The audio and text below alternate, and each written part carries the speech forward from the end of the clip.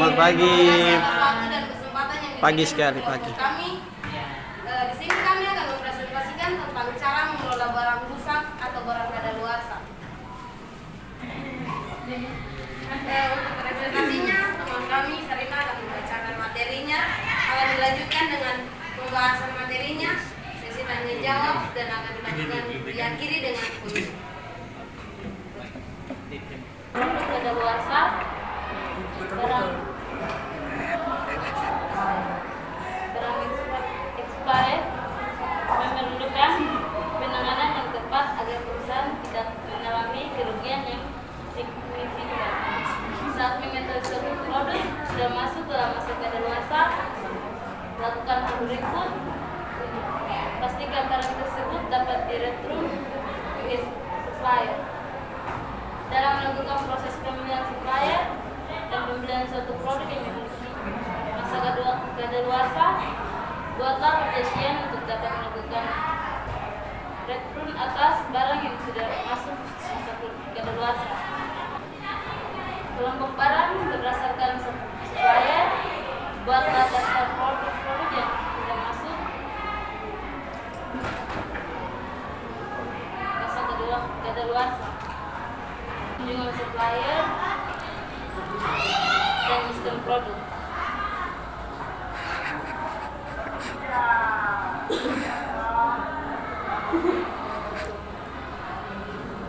Namun sama seperti produk cacat, selalu ada cara untuk mengurangi atau meminimalisir hal tersebut, yakni dengan melakukan beberapa antisipasi seperti bawah ini. Yang pertama, periksa palet yang digunakan dalam gudang. Yang kedua, periksa label produk. Yang ketiga, pencahayaan yang digunakan dalam gudang. Yang keempat, penggunaan rak yang tinggi.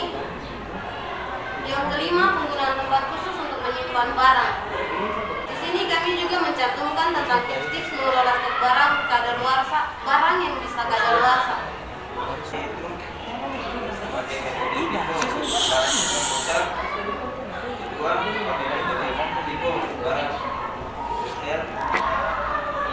Ketiga, metode FIFO untuk mengelola barang yang tepat. Barang sudah dipakai. Kelima, retur barang dagangan yang sudah expired.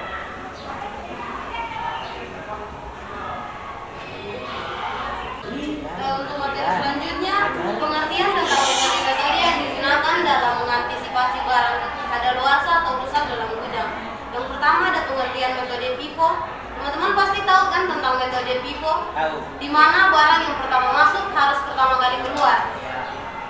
Jadi untuk mengurangi atau meminimalisir barang rusak atau barang kadaluarsa dalam gudang, teman-teman harus menggunakan metode yang tepat agar barang yang dikirim atau barang yang disuplai tidak menumpuk dalam gudang dan tidak menambah kasus kadaluarsa atau kerusakan barang di gudang. Yang kedua ada metode LIFO, yaitu barang yang terakhir masuk harus yang pertama keluar. Barang yang dipesan harus barang yang memiliki nilai trend atau barang yang sedang berkembang dalam pasar. Yang ketiga ada metode FIFO, yaitu barang yang sudah expired harus yang pertama keluar. Dan di sini kita juga mencantumkan tentang perusahaan-perusahaan yang bisa menggunakan metode-metode tersebut. Yang pertama untuk metode FIFO ada produsen makanan, perusahaan yang menjual produk bertanggal kadaluarsa. Hanya dua perusahaan itu yang kami cantumkan. Dari teman-teman ketika masih ada tambahan atau saran yang boleh diberikan, waktu dan kesempatan kami berikan. Ini tahu materinya lebih tentang cara mengantisipasi dan metode yang digunakan dalam mengantisipasi barang rusak atau barang kadaluarsa. Itu penanganannya seperti bagaimana begitu? Iya. Penanganannya dari barang kadaluarsa Penanganan. dari barang Jadi di sini kata Tung yang mengambil metode cara Tung menanganinya dengan metode FIFO, dengan metode LIFO dan metode FIFO. Kalau mau lebih rinci bisa ditanyakan penanganannya dengan metode apa begitu. Tentang penanganan, Tung menangani masalah kerusakan barang dan barang kadaluarsa di gudang itu dengan 3 metode, yaitu FIFO, LIFO, dan FEFO.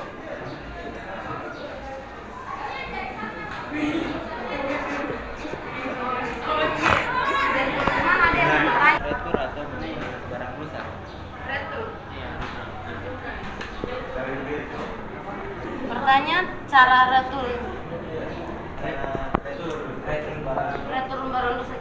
ya dari kakak Tia. Dari kelompok 2. Kelompok dua yang banyak bertanya. Saya pemateri juga untuk siap kan ya. Untuk rekaman. barang rusak kami mempunyai SOP atau kami mengambil kesimpulan dari SOP yang kami dapatkan di internet. Yang pertama, SOP itu apa? Ini contoh SOP yang kami gunakan dalam menangani barang rusak, atau contoh SOP yang kami pakai dalam menangani barang rusak. Teman-teman bisa lihat. Ini kayak baca tuh jadi sulit. Yang pertama ada nama SOP-nya, tanggal pembuatan, tanggal revisi, tanggal efektif, dan disahkan oleh PT apa. Jadi kalau sebuah PT atau sebuah pabrik yang mengeluarkan atau membuat sebuah produk, terus di situ produknya sudah sampai ke supplier lalu produknya rusak, supplier bisa mengajukan SOP ini untuk seperti apa ya, menuntut atau meminta ganti rugi dari dari perusahaan tersebut atau dari PT tersebut. Jadi di situ tidak ada yang namanya pelanggan rugi. Istilah pelanggan rugi atau perusahaan merugikan pelanggan karena perusahaan sudah membuat SOP atau aturan di mana pelanggan itu boleh komplain kepada perusahaan ketika produk yang dikirim tidak sesuai atau produk yang dikirim itu rusak.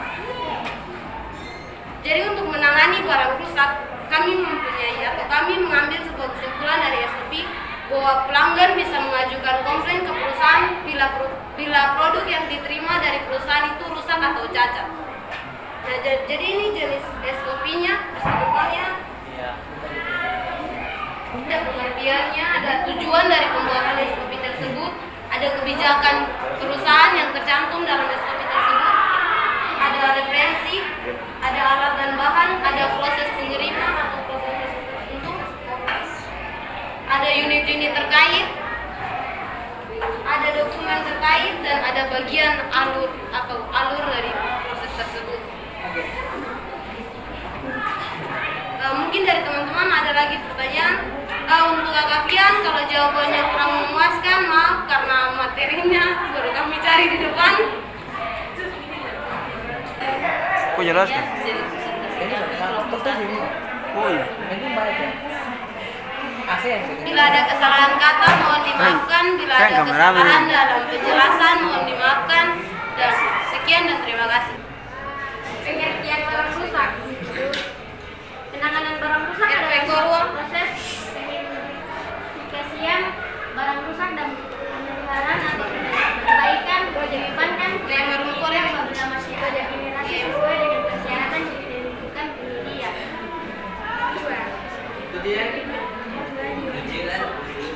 Tujuannya sebagai acuan apa langkah-langkah untuk penanganan barang rusak.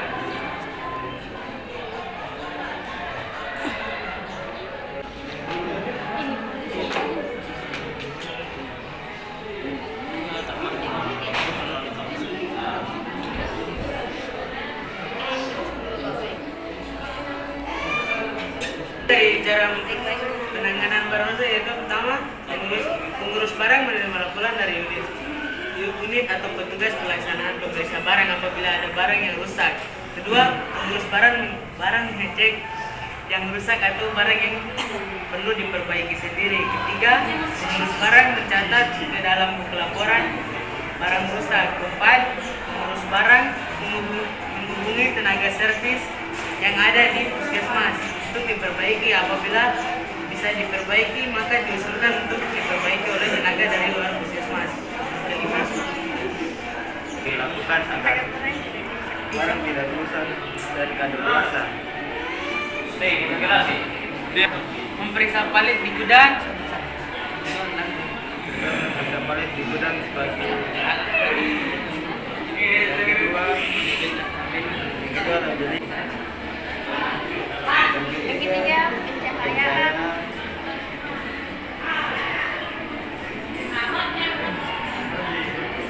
Yang keempat, penggunaan rak tinggi.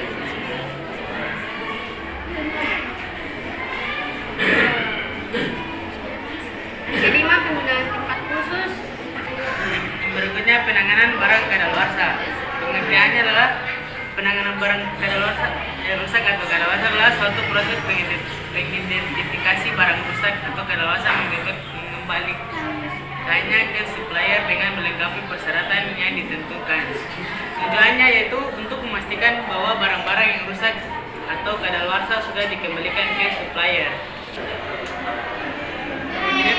Kebijakan yaitu puskesmas sampai mengatur tata cara penanganan barang rusak atau kadaluarsa.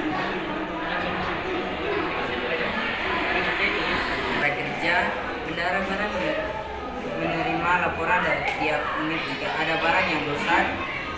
Yang kedua, bendahara barang mengecek jika ada barang rusak atau barang yang perlu diservis. Yang ketiga, bendahara barang menulis daftar barang yang rusak ke dalam buku laporan keadaan barang rusak. Yang keempat, bendahara barang menghubungi tenaga servis yang ada di puskesmas untuk segera melakukan perbaikan barang yang rusak atau barang yang perlu diservis. Yang kelima, jika barang-barang yang rusak juga tidak bisa diperbaiki oleh tenaga servis yang ada di puskesmas, bendahara barang bisa menghubungi tenaga servis dari luar puskesmas. Yang keenam, bendahara membuat berita acara untuk barang yang sudah rusak ke Dinas Kesehatan Kabupaten Banyumas. Sekian dari hasil presentasi kami. Mungkin dari teman-teman ada pertanyaan.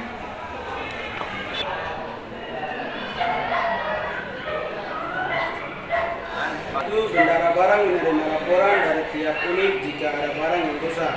Dua, bendahara barang mengecek jika ada barang rusak atau barang yang perlu diservis. Tiga, bendahara barang menulis daftar barang yang rusak ke dalam buku laporan barang rusak.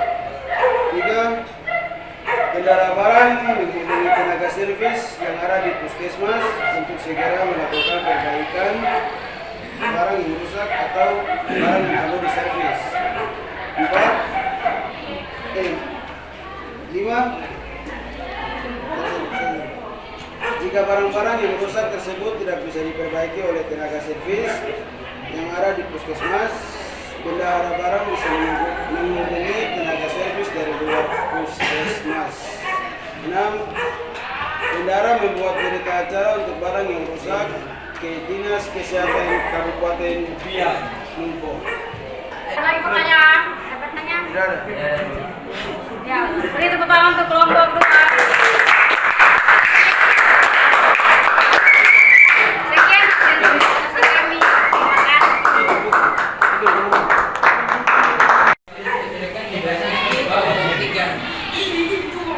Untuk mempresentasikan hasil diskusi dan kerja kami bagaimana memproses barang rusak dan barang kadaluarsa.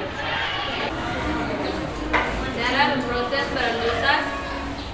Dalam dunia usaha kita pasti mengenal retur pembelian dan retur penjualan. Retur pembelian atau retur penjualan akan terjadi jika barang telah selesai diperjualbelikan, tetapi pembeli mengajukan komplain dengan alasan tertentu dan mengembalikan barang. Transaksi jual beli tidak selamanya akan berjalan lancar. Terkadang ada hambatan yang menyebabkan barang lama terkirim hingga akhirnya barang rusak dan hancur di perjalanan.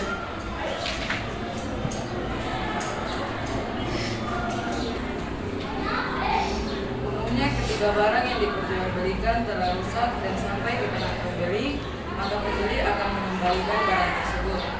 Pengembalian barang oleh pembeli disebut retur pembelian. Pengembalian barang oleh pembeli disebut retur pembelian dan penerimaan barang yang telah dijual oleh penjual disebut retur penjualan.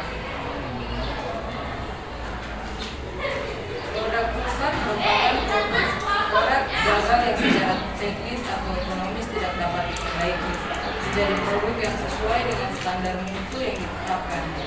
Dan produk rusak sudah menelan semua unsur biaya produksi termasuk bahan baku, tenaga kerja, dan operasional pabrik. Terjadinya kerusakan barang disebabkan oleh kurangnya jumlah sumber daya manusia, kurangnya skill mengemudi, driver, manajer waktu, kualitas material packaging kurang bagus, barang terguncang saat perjalanan, keterbatasan jumlah armada, biaya transportasi mahal, tidak adanya pelatihan dan SOP kerja. Kenapa barang bisa rusak?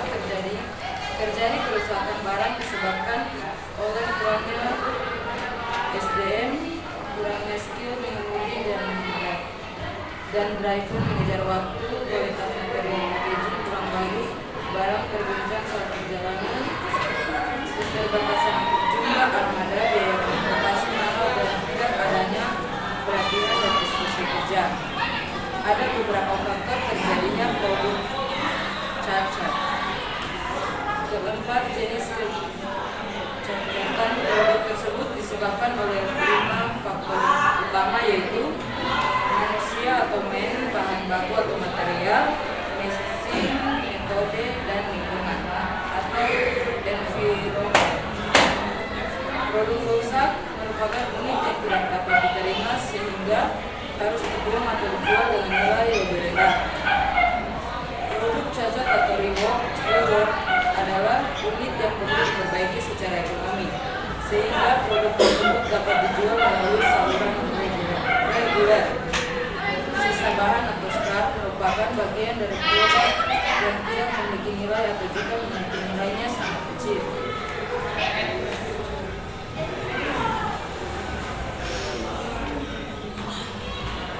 Ada 2 jenis produk rusak normal dan produk rusak tidak normal. Produk rusak normal terjadi dalam kondisi operasi yang efisien dan tidak dapat dikendalikan dalam jangka pendek dan diperhitungkan sebagai bagian dari biaya produk. Sedangkan produk rusak tidak normal menyebabkan kerugian melebihi atau di atas perkiraan dalam kondisi operasi yang efisien dan dibebankan sebagai kerugian dalam periode berjalan. Biasanya produk rusak diberikan pada akhir proses, dengan demikian ia telah menyerap biaya produksi sehingga harus dimasukkan dalam perhitungan unit ekuivalen. Berikut memproses barang kadaluarsa.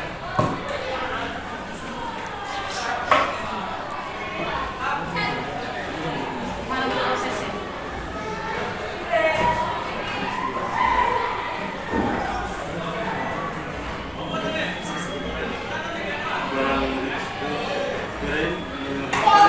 Cadangan cepat agar perusahaan tidak mengalami kerugian yang saat mengetahui produk sudah masuk dalam masa kadaluarsa. Lakukan hal berikut: pastikan barang tersebut dapat dalam melakukan proses pembelian supplier dan pembelian suatu produk yang memiliki masa kadaluarsa. Buatlah perjanjian untuk dapat melakukan hitung atas barang yang sudah masuk kadaluarsa. Banyak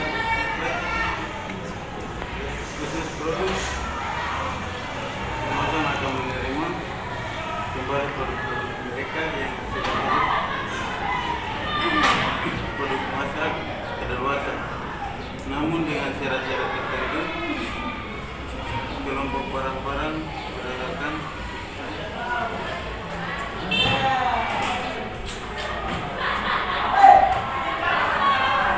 buatlah daftar produk-produk yang sudah masuk masa kadaluarsa berdasarkan suppliernya.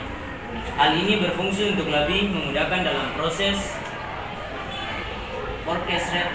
Selain itu juga akan mengurangi kesalahan pihak gudang agar tidak mengeluarkan produk yang sudah masuk masa kadaluarsa. Ingat jadwal kunjungan supplier. Setiap supplier mempunyai jadwal kunjungan ke customer mereka secara reguler. Hal ini dilakukan biasanya untuk melakukan pencegahan barang yang habis atau bisa juga membantu memeriksa tanda kadaluarsa atas produk mereka. Ketika supplier datang, biasanya bersamaan dengan proses retro. Barang yang dilakukan melalui salah supplier seperti proses forecast return akan diikuti penggantian barang baru atau dapat juga sebagai kredit note atau penting invoice pada pembelian berikutnya. Berikutnya diskon produk. Hal ini berlaku untuk produk seperti makanan dan obat-obatan.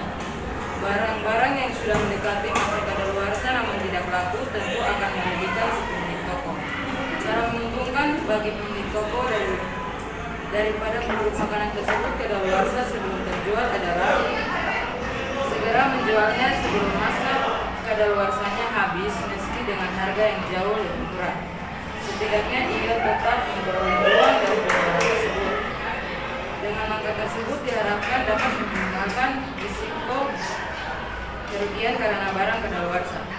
Namun pengelolaan barang kadaluarsa ini dapat dihindari jika Anda telah menerapkan manajemen persediaan yang didukung oleh sistem ERP yang baik. Dengan penggunaan sistem ERP, analisa akan kebutuhan barang akan lebih akurat dan secara tidak langsung akan mengurangi kelebihan inventory yang dapat mengakibatkan barang kadaluarsa. Di sini metode yang dipakai metode FIFO, first expired first out. Metode yang digunakan dalam metode FIFO adalah barang dengan masa kadaluarsa yang terdekat harus keluar lebih dahulu. Metode ini biasanya diterapkan pada butik atau toko retail yang menjual makanan, minuman, biasanya dalam kemasan yang memiliki masa kadaluarsa. Jadi terlepas apakah barang yang masuk itu datang duluan, terakhir barang dengan masa kadaluarsa paling dekat adalah barang yang harus dijual terlebih dahulu. Produk dengan masa kadaluarsa yang pendek akan ditempatkan di posisi paling depan agar diambil terlebih dahulu. Sedangkan produk dengan masa kadaluarsa yang masih panjang dapat disimpan di gudang. Sekian hasil kami. Mungkin ada pertanyaan dari teman-teman. Apa keuntungan dari metode FIFO? Keuntungan dan kerugian dari metode FIFO?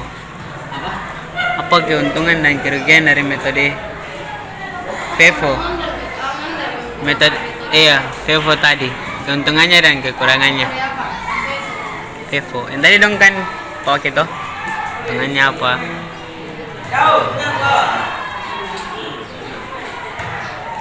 Simple. Mungkin ada istilah yang kurang dimengerti.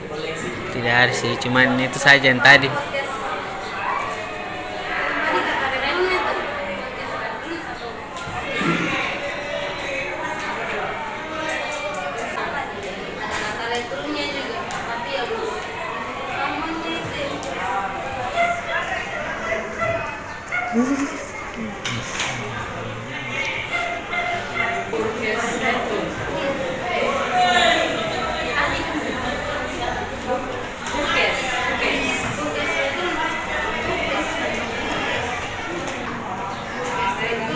Pertanyaan dari saudari Naima yang menanyakan apa itu purchase return.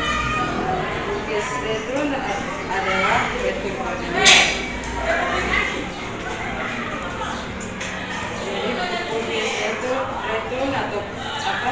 Return pembelian yaitu return pembelian atau pengembalian barang oleh pembeli. Jadi pengembalian barang oleh pembeli. Tambahan kalau ada penjualan itu pengembalian barang oleh pembeli karena penjual telah menjual barang itu. Kemudian dari customer. keuntungan dan kerugian dari metode FIFO. Jawab, saya tanya. Cari Google dong. Oke, akan menjawab Dari kelompok 2 yang tanya. Jawab pertanyaan dari saudara Reza menanyakan apa itu keuntungan dari Metode FIFO dan FIFO. FIFO memiliki keuntungan yaitu pengelolaan ini terbilang efektif karena dapat mencegah stok yang hampir kadaluarsa terlalu lama. Hal ini juga dapat menghindari potensi kerugian. Anda dapat menikmati semua persediaan secara efektif. Makasih. Udah lega? Kalau ada yang kurang jelas karena materi sangat singkat. Semua jelas. Jelas. Ya, jelas yang menurut mereka itu paling jelas sudah tadi bagaimana tadi kesalahan supirnya dalam pengemasan ya toh. Iya. Mencegah barang rusak itu ya dari segi kemasannya sampai ketika membawanya itu jangan sampai terjadi kesalahan dari supirnya yang membawa atau transportasi yang baik. Makanya perlu ada namanya pengemasan yang bagus. Nah, dari segi metode jadi mereka bagus ini beri tepuk tangan untuk mereka. Ya, ayo lanjut. Sekian hasil kerja kami yang telah dipresentasikan dan terima kasih telah mendengarkan dan bertanya. Terima kasih juga. Kasih juga. Kami dari kelompok 4 akan membacakan sisi proses barang rusak, rusak, dengan jasa asuransi, untuk barang yang akan dikirim sebelum Anda mengirim. Anda membeli barang, pastikan apakah Anda memaksud barang yang mudah rusak atau tidak. Jika barang dianggap mudah rusak, Anda harus mengulasnya dengan cepat untuk mencegah kerusakan dan barang dalam pengiriman. Akan tetapi jika Anda mengirim barang terkait barang yang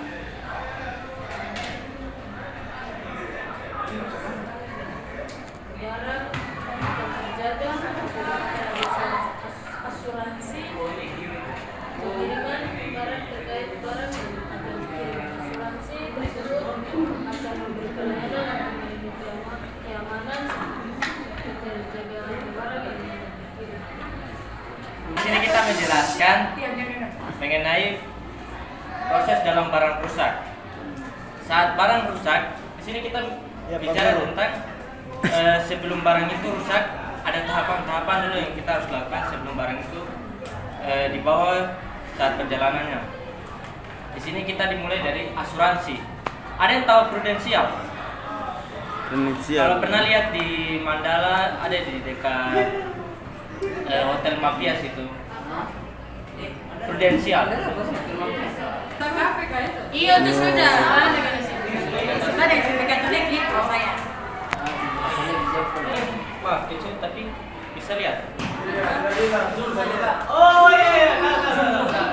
Siapa kan? Prudensial. Sudah? Ya ada. Jadi prudensial ini seperti asuransi jiwa. Jadi kalau kalian sakit kayak seperti macam contohnya Dennis, dia hampir mau mati. Dia tidak ada uang. Contohnya.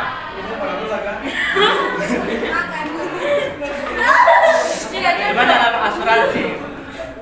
Kalau kalian biasanya ada namanya biasanya store uangnya itu, saya juga kurang tahu sih asuransinya berapa, tapi mungkin setiap tahun bulan kalian store asuransi itu,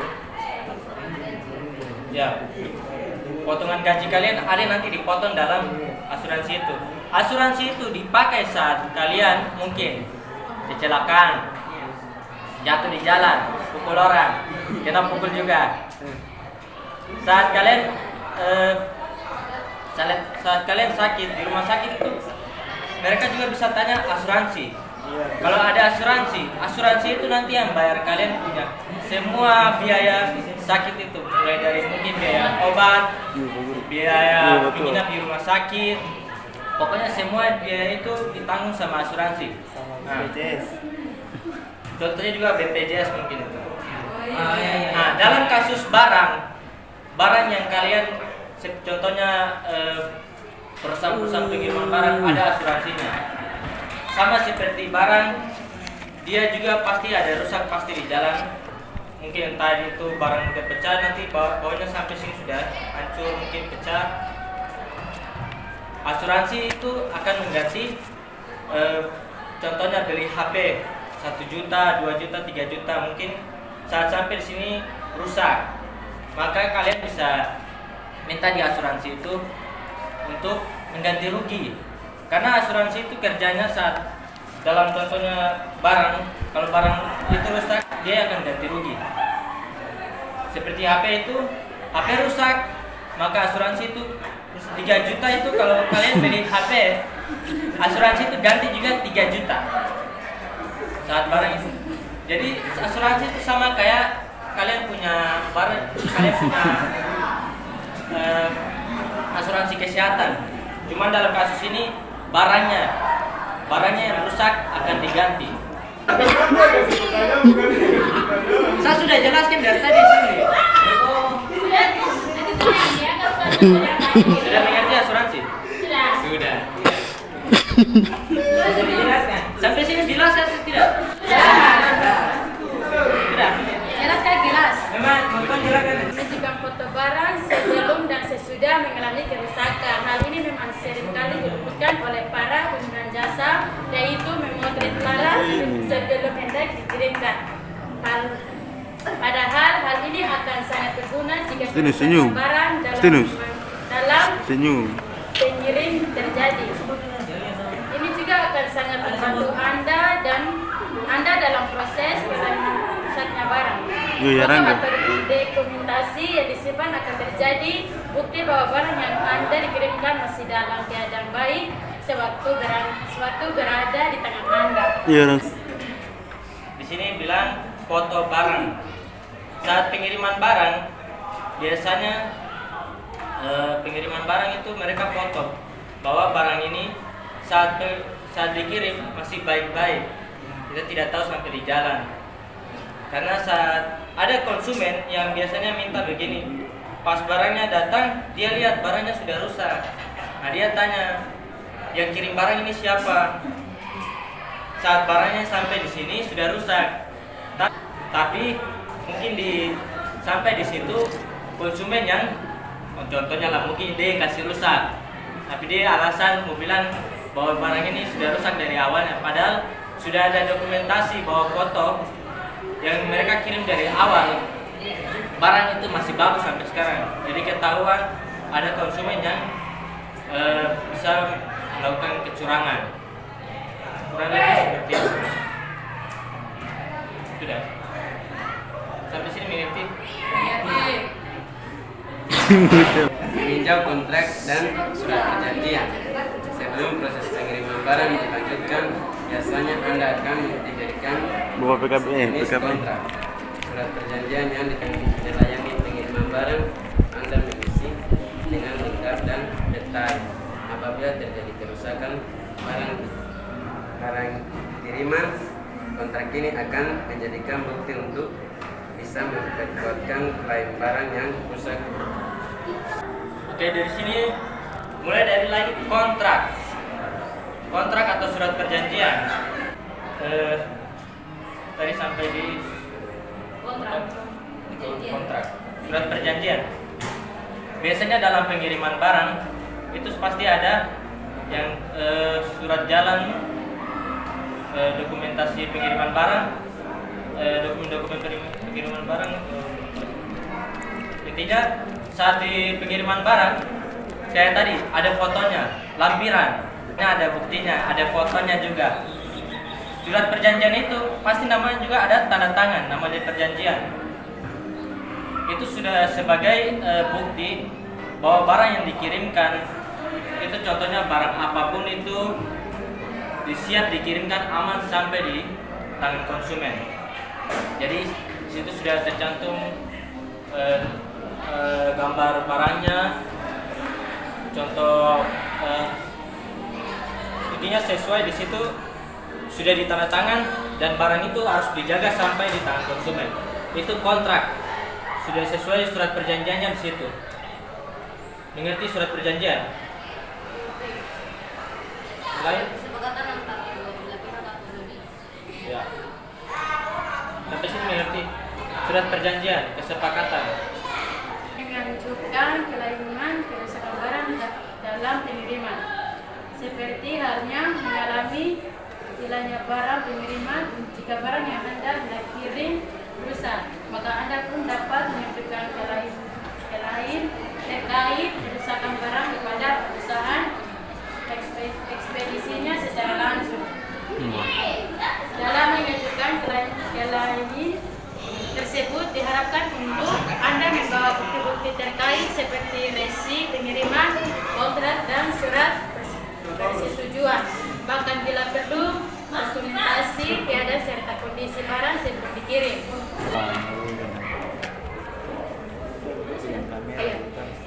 Dalam beberapa kasus ada beberapa jasa ekspedisi yang memang terkadang enggak bertanggung jawab atas keadaan yang seperti itu. Namun ada perlu perusahaan ekspedisi yang memang betul-betul mementingkan pelayanan. Itu juga berlaku bagi barang-barang elektronik, barang hilang serta pengiriman kirim sebagai sampai dengan kondisi lecet dan hal lain. Ini mengajukan klaim barang rusak. Sebelum kalian paham ini, saya coba cerita. Saya waktu di hotel di bagian penerimaan barang, receiving office, itu pernah saya terima barang sayuran. Saat barang diterima, itu barangnya sudah cacingan, ada cacing tanaman. Kadang ada dia punya, kadang berat. Kalau ada yang pesan barang itu 1 kilo, 2 kilo, 3 kilo. Kadang banyak supplier atau yang mengadakan barang ini, kadang mereka curang. Kau minta 2 kilo, dong isi 1 kilo, kadang setengah. Nah, supaya biasanya bukti sebagai kita kalau mau klaim barang ini kurang atau contohnya rusak. Dalam hal ini sayuran ini kurang biasanya yang mereka kasih, kita bisa minta tambah lagi karena ini mereka isinya kurang. Dan sudah itu pasti ada nomor resinya atau kalau di perusahaan namanya invoice. Itu kalian kalau mau minta, kalau mau ajukan barang ini kurang, ada suratnya, surat pengiriman barangnya, ini terkait barang ini kurang, maka kalian bisa minta ke suppliernya bahwa barang ini kan mereka rusak, jadi harus minta dikembalikan dan kasih yang baru. Itu sebagai bukti-bukti juga agar kalian kalau mau minta kembalikan barang ada suratnya, nomor resinya, invoice-nya, surat pengiriman barangnya berapa, supaya barang yang datang itu tidak pokoknya sesuai dengan surat yang ditulis. Sampai sini mengerti? Kadaluarsa, mengelola produk kadaluarsa. Pastikan barang tersebut dapat direkom ke supplier dalam melakukan proses pemilihan supplier dan pembelian suatu produk yang memiliki masa kadaluarsa. Buatlah perjanjian untuk dapat melakukan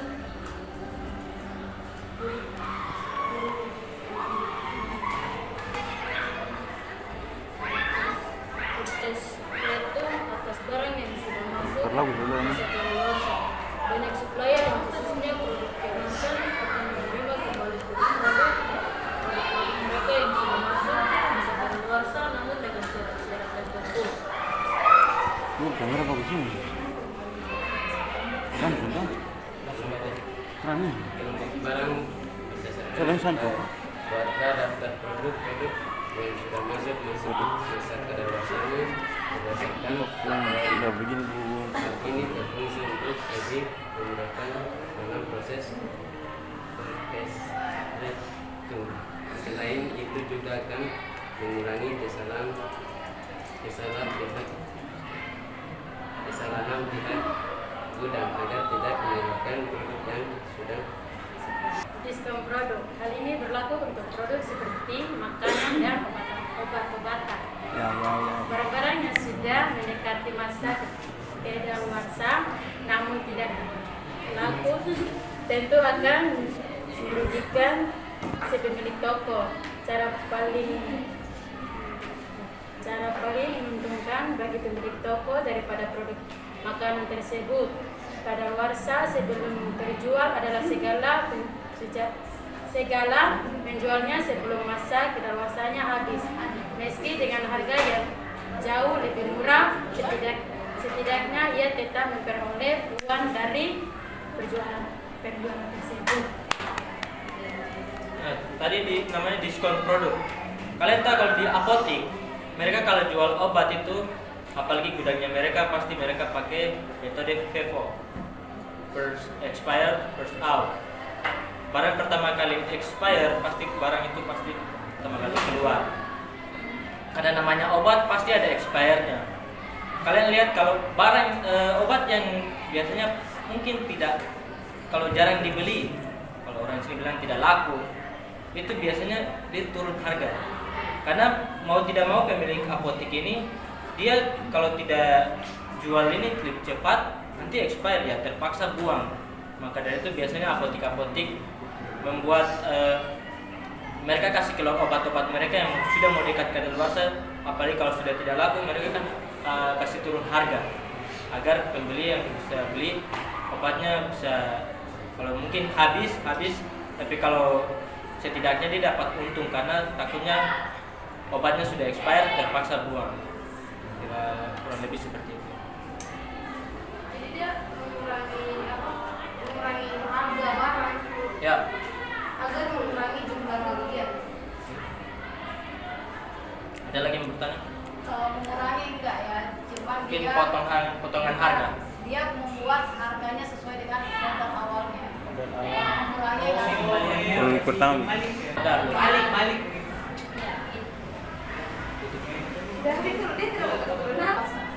Nah, kalian sendiri mau nggak beli barang yang kadaluarsa? Tidak.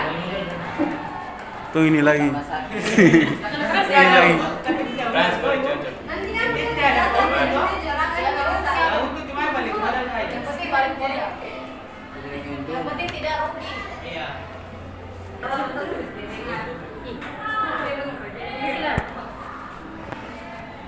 Ya. Kami dari kelompok 4 mengucapkan terima kasih atas waktu yang diberikan.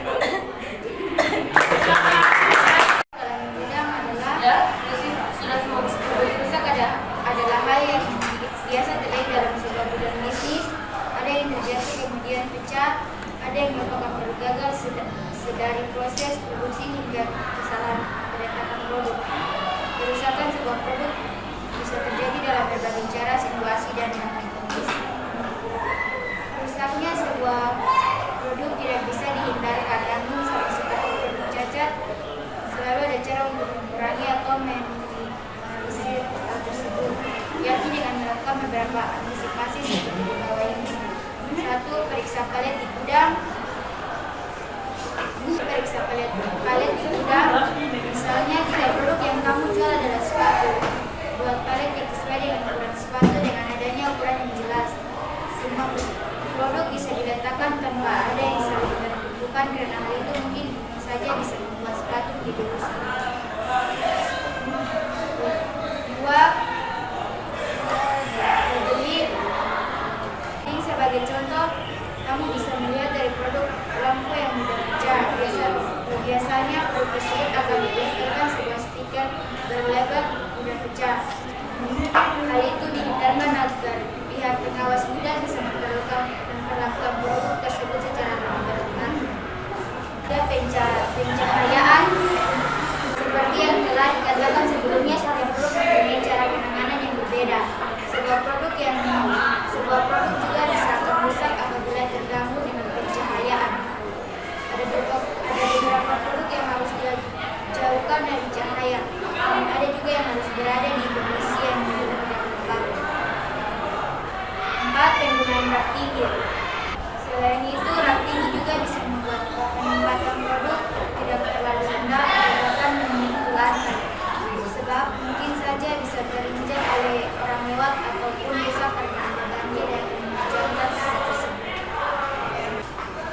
tempat khusus ataupun minuman yang mempunyai jangka waktu konsumsi tertentu diperlukan sebuah tempat khusus yang digunakan. Sebab ada beberapa produk yang membutuhkan kondisi tertentu, misalnya makanan anget dan sosis. Kedua jenis makanan tersebut membutuhkan tempat yang lebih dingin karena mereka akan berjamur ketika ditaruh di tempat yang tepat. Di sisi lain ada juga produk yang harus ditaruh di tempat yang tidak terlalu dingin untuk menjaga suhu tetap stabil. Demikian dari aktivitas kami, ada kembali dan teman-teman. Mana bertanya? Bisa awal jelaskan kerusakan barang. Poin kedua. 3 dan seterusnya, tapi yang kami minta nomor 2. Yang kedua, bisa dijelaskan lebih rinci Barang yang sudah pecah seperti lampu palingnya nanti ditempel dan label mudah pecah karena bisa produk tersebut